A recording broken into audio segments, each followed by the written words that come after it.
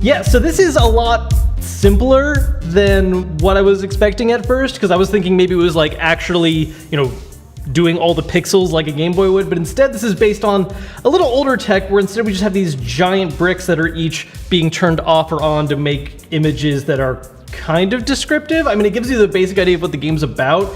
It's very, very simple though. All right, let's see what else we got here. So yeah, it's a shooting game, racing, Frogger kind of, Brick Breaker, Tetris. Everything after I is Tetris. Something that is really impressive about this, although, is that, a long time ago, this kind of tech still took up a pretty big body, and now it's just the thin back of my phone.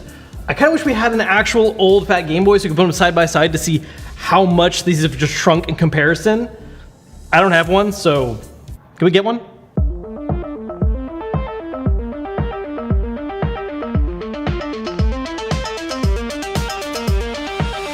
So needing an original Game Boy on such short notice, I called up my local retro video game store, Pixel Vault, and thankfully they had just one left. So went down and checked it out. It's kind of what we need, I think.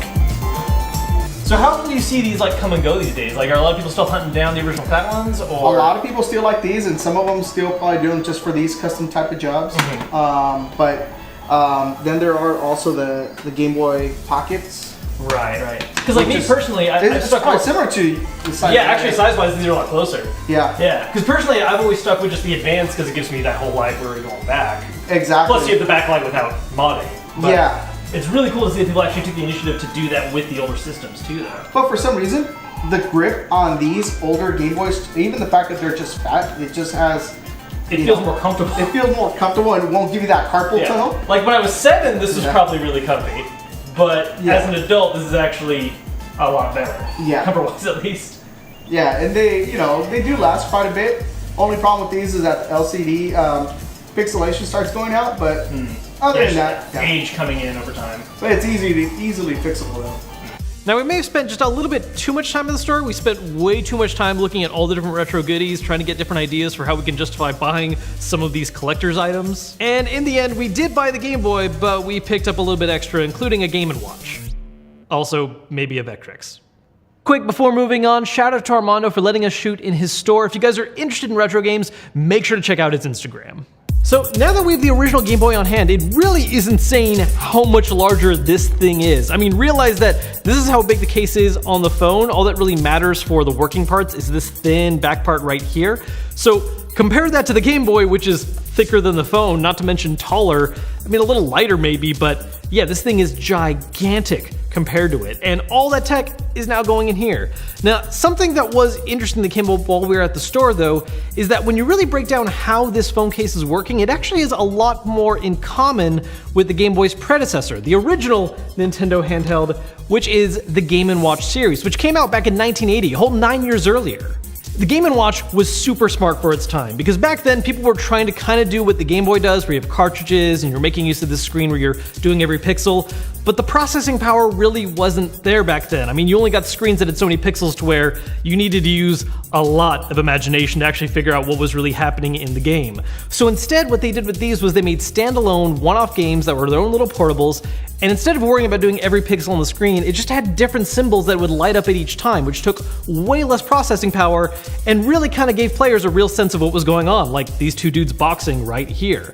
And that's basically what this phone case is doing with all those larger blocks that it's just choosing to light up or not. Now, as cool as this was for its time, people still wanted to eventually accomplish the real full-blown idea of a portable console, something where you're actually able to interchange the games and not have to buy a whole new system every time you want something different. And that did finally happen in 1989 with the arrival of this Game Boy right here. Game Boy, only from Nintendo. Now you're playing with power, portable power. And what's really interesting about it too is that Nintendo was really hoping that its success would be based on putting a Mario game on it, but what really defined it is that one portable puzzle game we all know and love and can't get the song out of our heads, Tetris. It's insane to think how much those small handful of games really propelled this thing to success, because while the Game Boy is awesome, there were a whole bunch of competitors at the time that were making way more high-powered, interesting-looking systems that just had no battery life and no library, proving that in the end, this little handheld right here survived not because of having the best tech, but just because it had great ideas going into it. Something that established a legacy that got us multiple Game Boy revisions, introduced the DS, the 3DS, and now the Switch. So anyways, back to the case console, because that's what this video is about, I think. Or maybe it's just an excuse for us to buy retro stuff. Anyways, point is, the case console is neat. You know, I think it's a cool little idea. It's something that you can definitely have as like a fun conversation topic to show friends, but once you actually plan it for a bit, it's whatever. I mean, the best game on it is one of the 15 different versions of Tetris, which, if we're being honest, you could just download that on your phone and it would probably be better, but it is a really cool looking case. I'm gonna keep using it. I'm just gonna rip the battery out so that I'm not constantly hearing the song every time I accidentally hit the on button in my pocket.